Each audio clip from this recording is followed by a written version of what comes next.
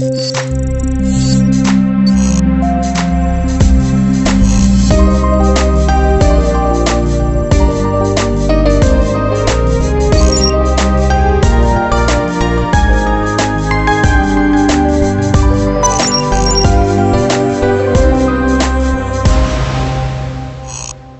thanks everybody for joining us today at our podcast today. Relax IT is covered.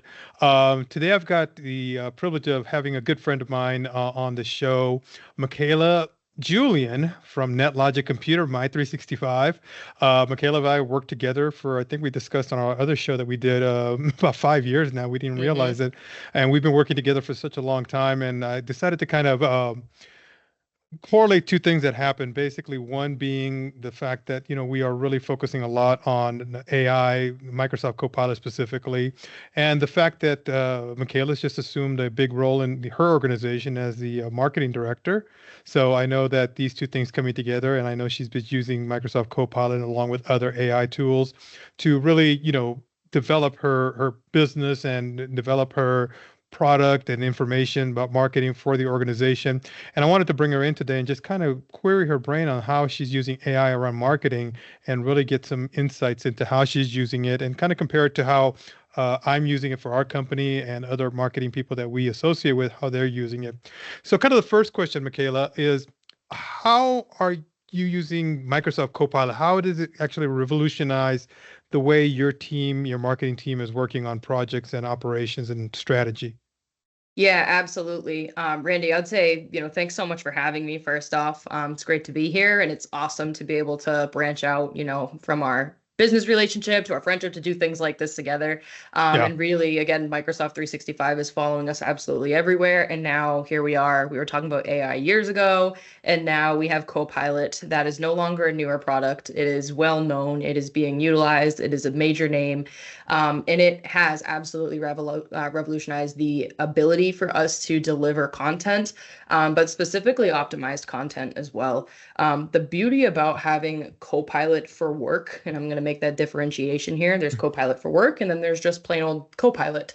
Copilot for work allows you not only to analyze what's going on with your work data, but again, if we start thinking about the Microsoft 365 graph, which is basically the backbone of everything that is Microsoft 365, it brings together and connects the web of your emails, your tasks, AI, dashboards, everything, SharePoint files, it all comes together under the graph. And that being said, Copilot, when it's brought into your organization, is adhering to your security standards, but it's reading all of your data and essentially learning from the material that you're providing it. So say you have a marketing department and you're a small business, but you've had all of this historical data that's built up over the time. And I mean terabytes and terabytes of data that are, again, it's material you're marketing on. So if you have Copilot and it's been trained for, I think it's 30 to 90 days it takes for it to really index all of that information, it allows you to create content that is so highly targeted and accurate based on what you have right in front of you, rather than having to siphon through all of that information, digest it, and be a true expert. Not to say that I'm not a Microsoft 365 expert, but for sure, moving further into a director of marketing role, rather than being on the front lines of the everyday developments of Microsoft 365, I have to have a companion in my pocket that can aid and give me a quick update on a licensing change that happened, or a price point that may have changed. Things that are constantly rolling and updating, even like simple updates that happen within Entra ID. That's the kind of stuff that we need to be able to know, and to have Copilot in my pocket to constantly be able to update that information and keep it fresh and clean and ready to go has been paramount to our marketing efforts, especially being in IT. I think whether you are small to medium size or even large or enterprise, really, Copilot can aid in so many ways. I mean, the same way that people are utilizing any other AI model to create content or plan, there has to be some form of human intervention and a brain behind it, or a team of brains behind it. But with the power of Copilot, I would say that we are able to do the job of a 20-person team with just 2 or 3 of us. Yeah, I totally agree. I'm glad you brought that in at the end right there, talking about how you're able to leverage Copilot to kind of be, coming from a military background, I always call it a force multiplier. Yeah. basically bringing in that one agent or that one AI model or tool, in this case, talking about Microsoft Copilot, to be able to be that force multiplier for a marketing team that may have two, three people, but you're able to bring in so much knowledge and information to to correlate it all together with that Copilot agent. So I'm glad you brought that in at the very end. Another question is, can you share maybe some insights, maybe internally within Netlogic or other organizations that you're aware of, how Microsoft Copilot or an AI model has helped those marketing teams specifically kind of meet those marketing goals and those tasks that have been assigned to them? Yeah, absolutely. So there's a few things I can definitely say internally for us, and then some small examples of even, I could say friends that I've just helped or advised for their small businesses and things that they've done that are even smaller. I'm talking like one-man shops that have to do everything themselves. But at least at NetLogic, we have utilized Copilot not only to look at data-driven insights, again, keeping in mind that everything is connected through that Microsoft graph. So that, think about it, if we're utilizing Power BI, we're utilizing the Power Platform, we have third-party tools that might connect in, like email marketing, for example. There are ways to take that information and have Copilot analyze it. Now, you don't have to be advanced here. It can be a quick Excel document that you just upload and have it take a look at. It can also be as complex as having a full-fledged Power App or a Power BI dashboard that it takes a look at and gives you information that's being fed in from those other sources. So for us, this has been almost revolutionary in having more insight into all of our tools rather than having to check 25 to 30 different dashboards to see what's going on. We can funnel it all into one place and get a very digestible report, not only for us in marketing, but to then take that to leadership who may not be as privy to some of the naming conventions and terminology that we use to measure, things like click-through rate, engagement metrics, all that kind of stuff that's really important when you're trying to advocate for budgeting and where things need to go. It's been amazing, and it has taken something that I would say would otherwise take a full quarter to put together, and do it in a week. And by a week, I mean that's also with getting that data in from the week and updating. It's constantly updating, which is beautiful. Other ways that we've definitely utilized Copilot is simple things like, the simplest thing I can think of, content planning. So when it comes to generating certain topics that we're looking at, because let's be honest, as awesome as Microsoft 365 is, as awesome as IT is, it's still, we're talking about technology. And there's Right. only so many different ways that we can spit out these topics to be extremely seasoned and fresh. I mean, of course, there's a way to have it be communicated correctly. And I just had this conversation this morning actually with someone who works on SEO. And I said, thank you so much for being honest about what you can deliver, because the reality of it is that we're talking about an AI-driven agent. We're not talking about fun, juicy reality concepts and things that are Right. going on reality TV, right? That are changing all the time. It's usually the same thing, but they release an update, and that's how they let us know what happens. Something minor that is actually really big to us technologists, but to the average user, they don't really care, right? Right. So it helps in a way where we can create these topics and delve deeper into areas that, as again technologists, we may not think of otherwise. I mean, how many different ways can we talk about how teams can be beneficial to small to medium-sized businesses, enterprises? What setting to them is going to make them tick versus us? So really like using that data-driven insight that we get from the audience and the dashboards that we have available there, and then saying, okay, how do we make this applicable to XYZ, the average person, our business decision makers, but then people who are also getting more industry specific, looking at hospitals, what's going to make them turn over, what's going to bring these people in, taking a look at that data and then using that to generate content that is geared toward them that otherwise would not have necessarily been thought about, has been amazing. And I really encourage everybody, no matter what, and I'm sure we'll dive deeper into this at some point too, is just train your model, make it think like you, speak to it, have conversation back and forth with it. It's not a one-sided thing. It is like an input-output table back to like grade school. Yeah. What you put in is what you're going to get out. So the better the quality that you are putting in, the more that you can educate your model, the better result you're going to yield.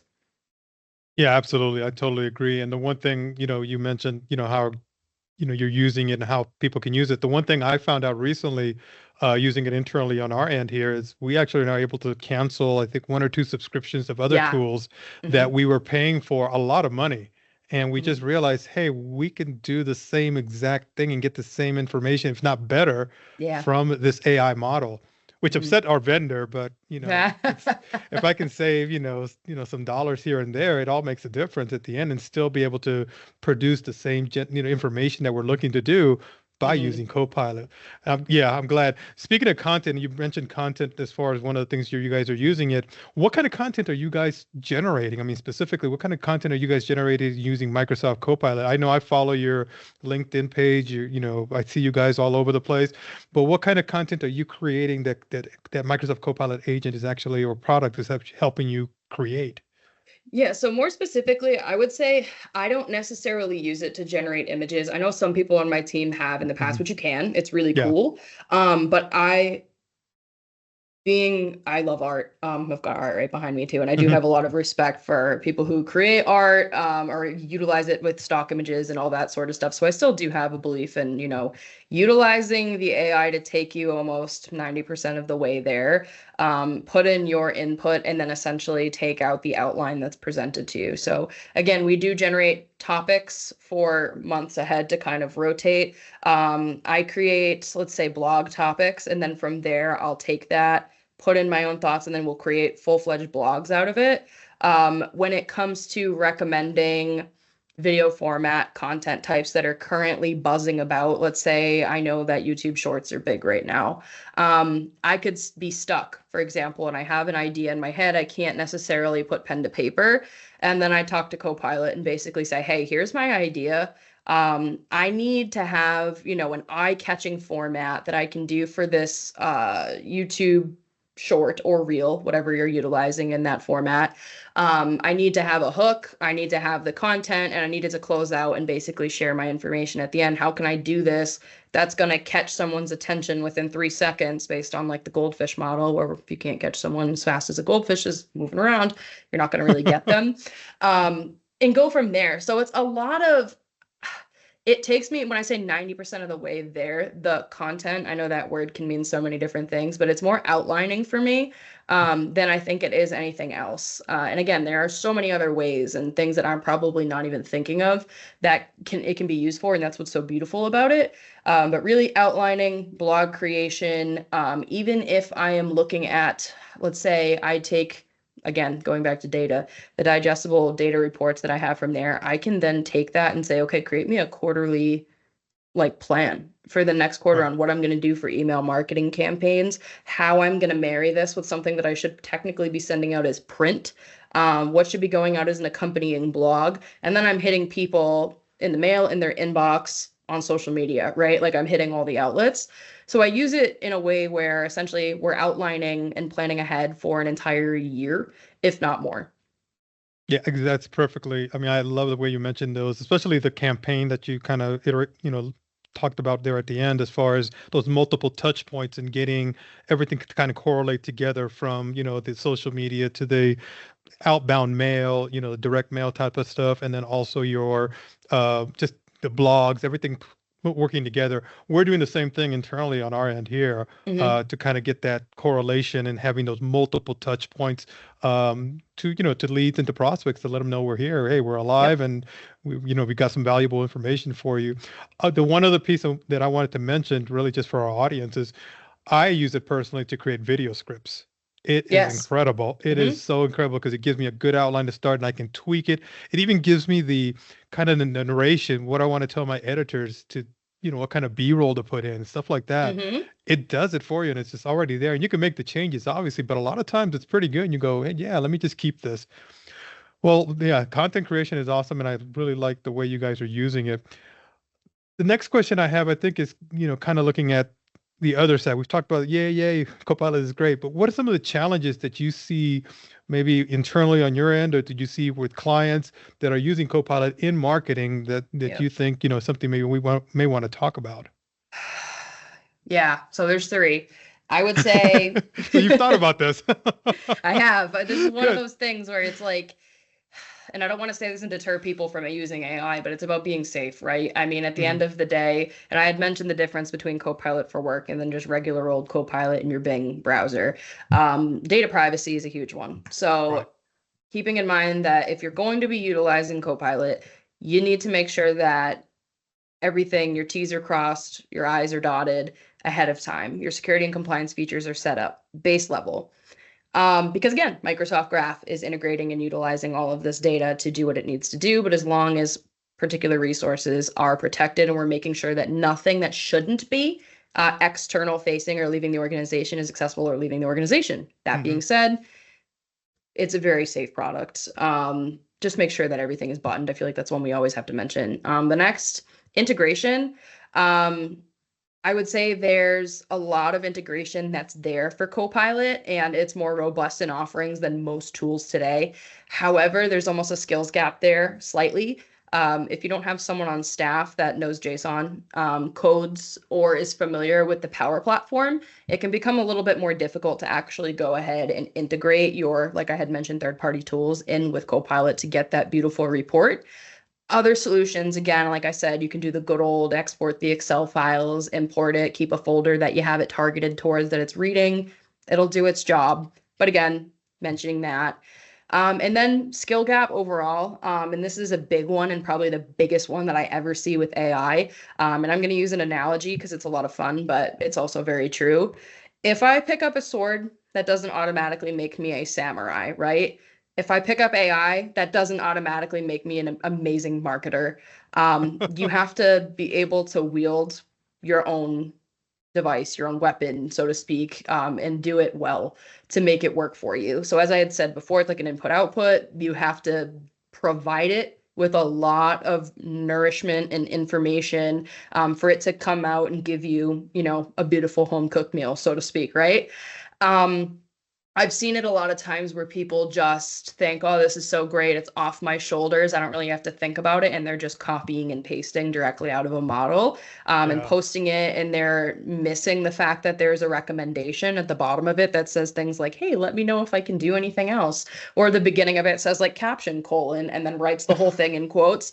Aside from that, we should proofread no matter what we're doing. But then I also see that nobody's feeding it any information. It's not really a give and take. They're just using it as a very transactional process.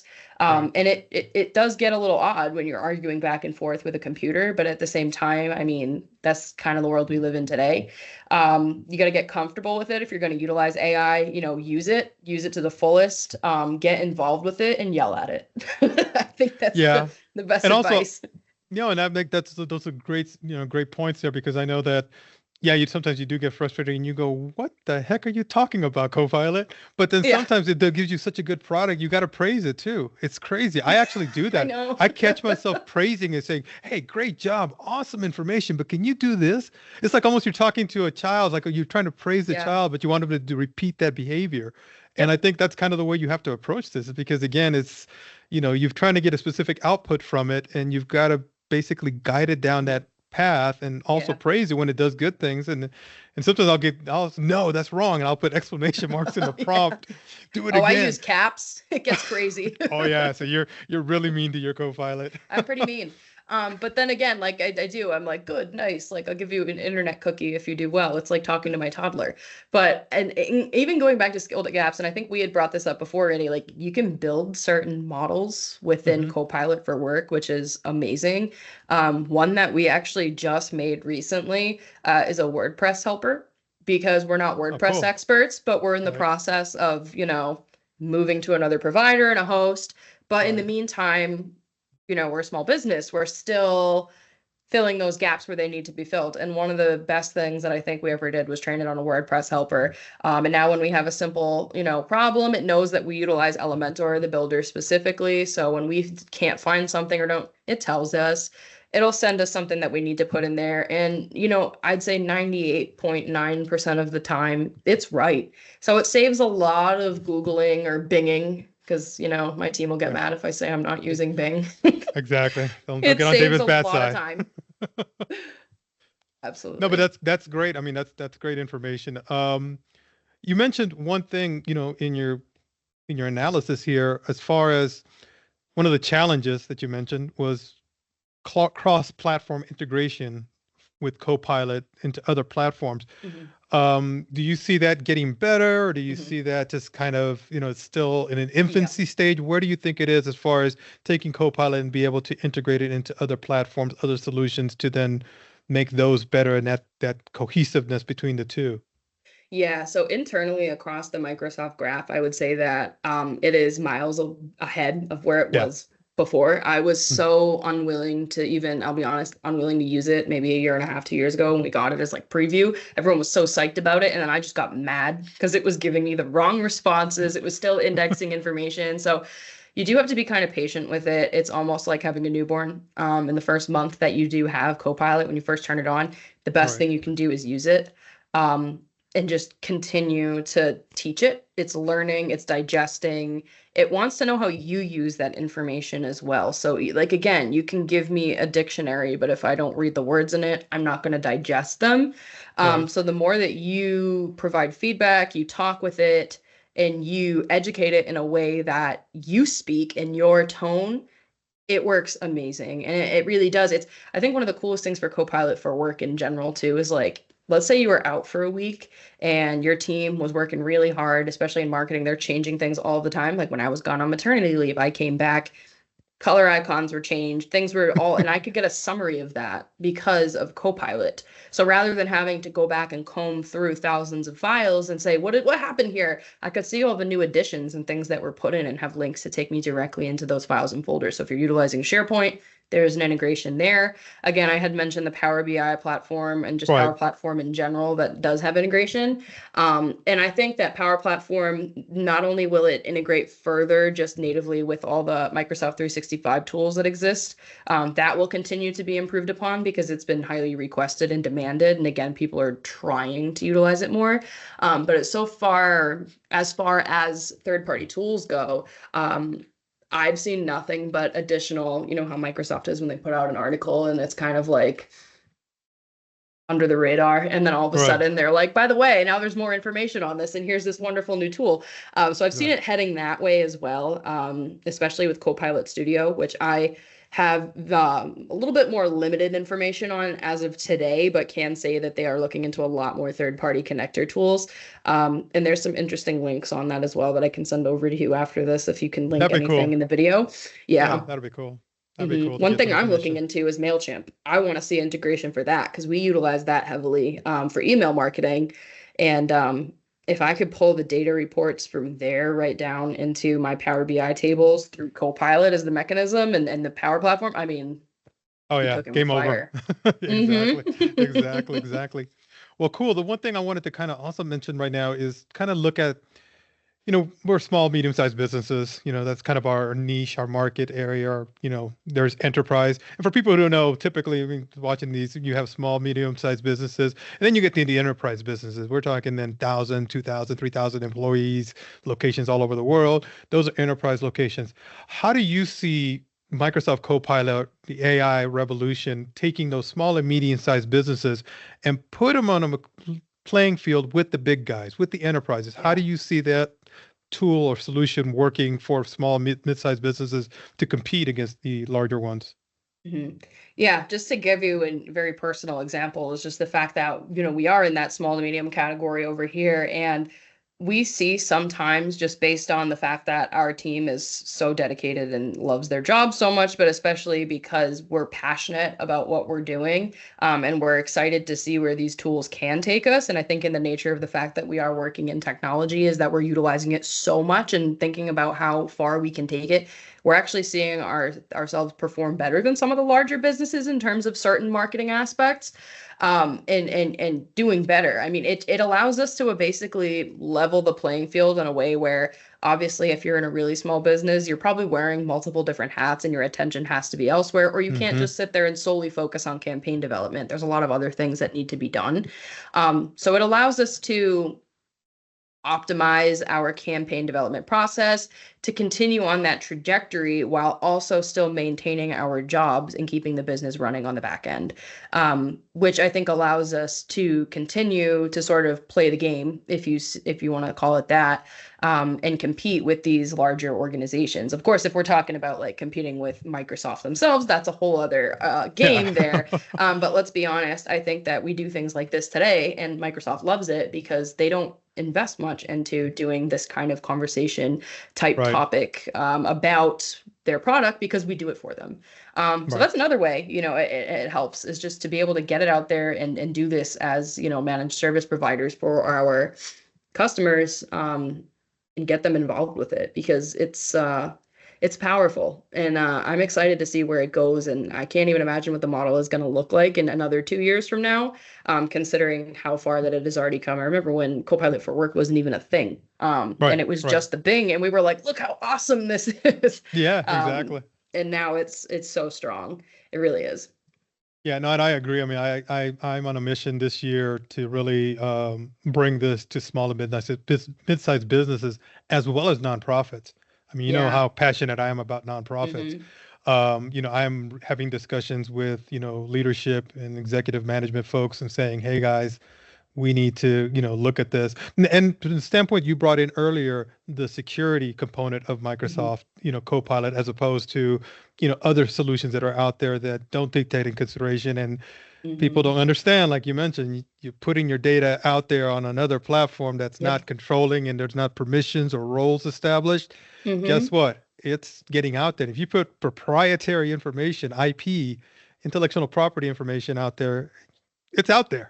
There's no clawing it back. It's just, you have to be really, really careful nowadays. And that's the discussions that I'm having with clients. And I'm bringing in, some of your folks on your team to help us bring those discussions, because we want to make sure people are educated and they start using it. But it's like you mentioned, that samurai sword. If you start wielding that sword around, you can nick yourself if you don't know what you're doing with it. Exactly. And those are the ethical considerations, right? I mean, that's why you would want to have an IT partner behind you that is supporting you on this AI journey as well, and not just necessarily run off into the wind and do whatever you want to do with an unprotected tool.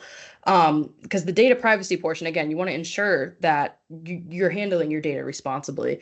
And it's up to the IT provider at that point too, if you're going to put the trust in, the hands of somebody like Randy and IT Pros Management. 10 out of 10 recommend. But they're transparent about it up front, and so is Microsoft with their disclaimers. There's no hiding the fact that this is what needs to be done. Whereas you see some of the more, I will say it, more social media friendly tools that are kind of more wide open, because why do we think so? It's data just kind of being distributed everywhere, right? Everyone loves free data. They're not transparent in any way, shape, or form, and it's just very simple. And yes, it's a user-friendly model, but so isn't Copilot, and it's likely something that you'd be more familiar with than if you considered other tools, because we know and love Microsoft 365 so much. I don't think I've ever heard anybody that, at least is under the age of, let's say, 95, that hasn't used a Word document or at one point in time seen one. And that's probably inaccurate too, because I'm sure at least at some point in any time someone has seen a Word document. Right, exactly. But it's crazy to see how things, are developing, because now we are at the point where we have to take this into consideration now when we're talking about business security, compliance. I'm on a big thing to get a compliance policy to put together for our compliance clients that are under some kind of regulatory framework, HIPAA, CMMC, SOC, NIST, some kind of compliance model, FTC safeguards, all these different frameworks that people are responsible for. How does AI now play a role? And that's something, we're trying to catch up to, because you've got all these organizations. I'm going to use Copilot. I'm going to use this. I'm going to use that. And they're like, wait a minute, how does that impact your compliance? Yeah, exactly. So that's great. Well, I appreciate your time today. I got one more question for you. And this is just kind of one of those future looking questions. Where do you think this Copilot AI revolution is going in the next year, 2 years? I know it's moving fast. We both know that. But where do you see it based on, you're talking with your team and what you're seeing? Yeah, I mean, even just taking a look at, and I obviously get my feet wet in a lot of other tools aside from just Copilot, but painting a picture in my head of where they all are and what the main interest seems to be is that I'm bringing up the fact that it's so important to train your model. It needs to take longer. I think it's going to be quicker turn up time in terms of you implement this, it's available to you. It just learns and it's almost like the Matrix. Yeah. I also think that the ability to automate and personalize is just going to be marginally faster, and it's almost going to be alarming how quickly it can become like an assistant. And when I say an assistant, I don't just mean, it argues with me back and forth and calls me whatever I want it to call me on Copilot, but it will actually have the capability to function like another staff member, almost without me needing to lift a finger. And I think, again, that goes back to there's just going to be more sophisticated decision-making abilities that will become available, again, depending upon what we see with regulation happen. If that's going to be regulated, if it's going to be turned down. I mean, there's been so many things back and forth. I say turned down, like as if there's a switch somewhere, whether that becomes regulated or not, our policies are built around it. We will see. But I think we're just going to continue to see the evolution of AI, and the whole landscape of marketing is going to be changed by this. And it really already has become revolutionary because of the nature of the way that everybody that's in a small business or not, companies like Nike, use AI to just use insights based on their audience. But it's becoming more and more of that to be used where otherwise we used to only see this available to these conglomerates and these really large organizations. Now it's available and in the pocket of absolutely everybody who has a smart device. So I think the marketing landscape is going to change dramatically because of AI within the next few years, and we're going to see a lot more sophistication. Yeah, I totally agree. And I mean, like I mentioned earlier on in the conversation while we were talking before we started the recording here, I'm starting to create these agents, these specific agents with these specific tasks to do. Yeah. I created a virtual marketing director agent. And I grounded it in marketing and then gave it access to all of our marketing. So now our marketing coming out is going to be more congruent to our voice just by using that marketing agent specifically. So that's another piece, creating agents can now be done. Yeah. But moving forward, I'm hoping to see much more detailed granularity so you can give it more specifics and getting that agent down to, like you said, almost being another staff person that knows what their role is, what their responsibilities are, what their deliverables are, and was able to execute on those. So yeah, I'm looking, woohoo, excited about this. It just came into my head and made me laugh. You ever see like the jokes online now that's like everybody expects a tip? AI is going to come up to us and like at the end of the Copilot exchange, it's going to like have a screen presented with like the tip. Exactly. That'd be cool. That's actually a good idea. Well, cool. Yeah, we got to be careful. I know, no kidding. Cost us some more money. Well, I appreciate your time, Mikayla. Thanks for joining me on this episode. I really, value your insight on this. Congratulations on your new role as marketing director for Netlogic. Best decision I think the leadership team there has made there to get somebody like yourself into that position. Hardcore, hard-charging soldier. I really appreciate the time and all the help you've given me throughout the years. Really, it's been very helpful. My team loves you. Our clients even mention you sometimes. They're like, "Hey, is Mikayla still working with you guys?" Oh yeah, she's still there. Oh, she's there. She's there. Yeah, for sure. So I really appreciate the time, Mikayla, and thanks for spending the time with us. Hopefully we can have another one of these, and I'm going to reach out to your team and talk some other subjects. Awesome, Randy. Thanks so much for having me, and I hope the listeners enjoyed today. I appreciate it. Have a good one. All right. Bye-bye. Bye.